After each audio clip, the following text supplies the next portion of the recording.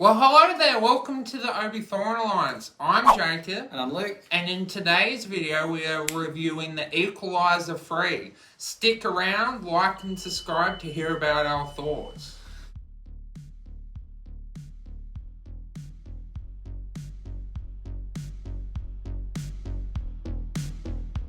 So, The Equalizer 3, I haven't seen any of the movies. You've obviously seen all three of them now. Yes. Tell me, what is the Equalizer franchise and why is there three movies?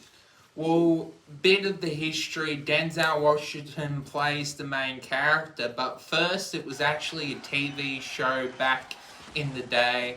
And basically the premise is that he used to work for the government as a hitman, and he basically is a vigilante. He helps out the unfortunate and then kills the people that deserve it in his eyes, and that's why there's been three movies, because the first one was taking down the Russians, the second one was taking down his teammates, and the third one is the Italian mob.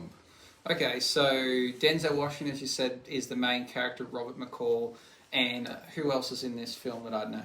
Yeah, I think I saw Dakota Fanning is in this film as well. Yeah. Is she in all three or just this one? Just this one. Okay, so they're the big stars, that's the franchise. Now tell me, what is the plot of the third movie?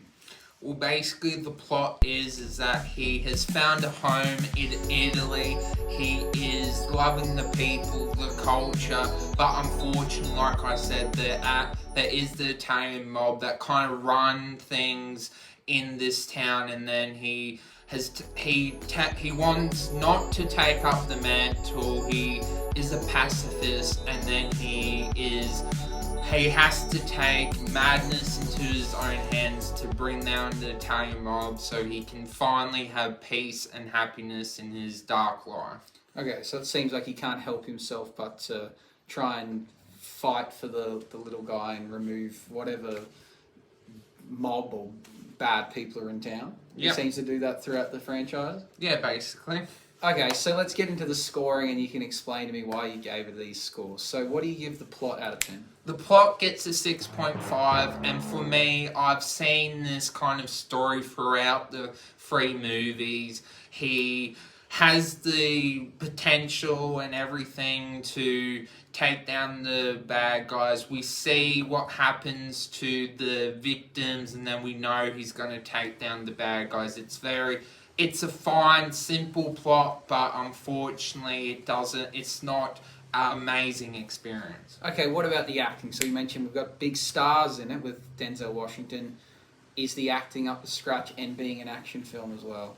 Yes, I've really enjoyed the emotions and tensions and the spectacle. This gets an 8. Denzel Washington brings the emotions. Definitely, you can tell he's getting old in the movie. He does use a walking stick because of what happens early in the movie, but the acting is fantastic.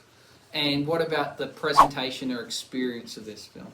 I really enjoyed the spectacle.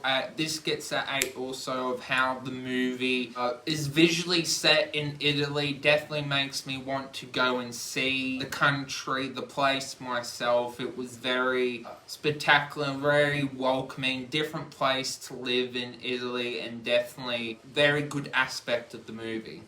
And what about the ending? I'm interested to find out, because I know you, and cliffhangers are always something that's contentious.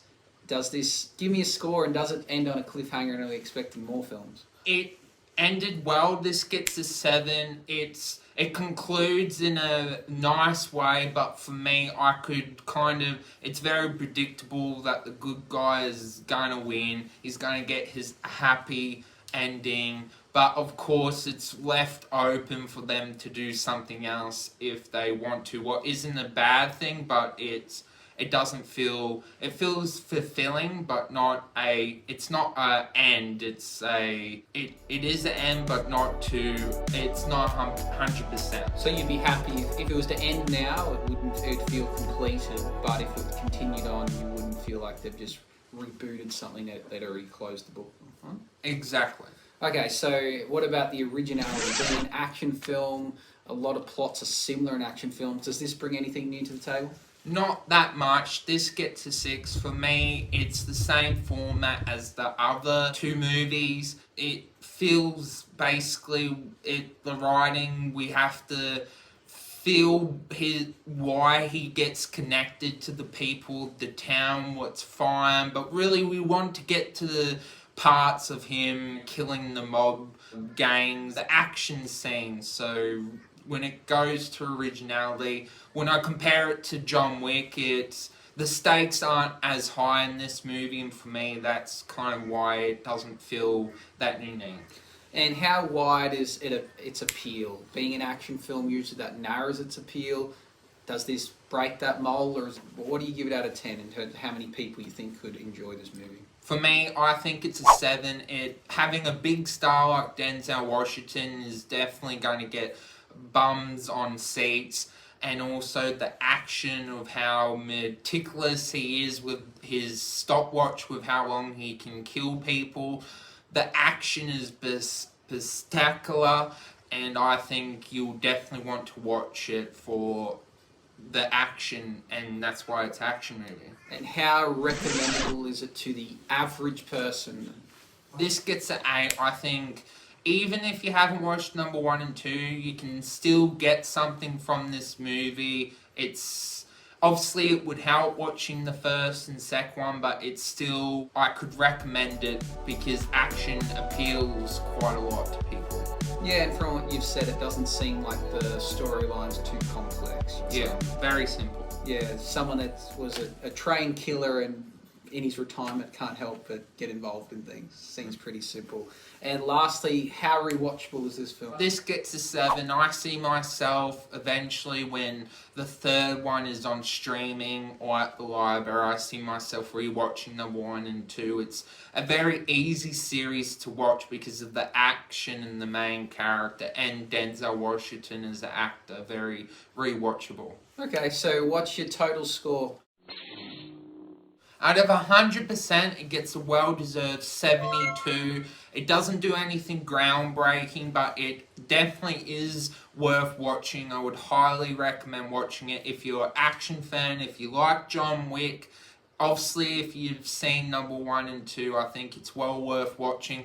I would recommend Luke, obviously, to watch number 1 and 2 and then get to the third one. It's very different to John Wick. This one is more methodical, taking time. John Wick is more martial arts, but still, this is definitely worth watching. Okay, that's not a bad score for a film that I don't feel like I've seen or heard much about. I didn't know that 1 and 2 even existed until the third came out, so pretty solid score. And obviously to get someone like Denzel Washington to be the main character, obviously it must have something special about it. Yeah.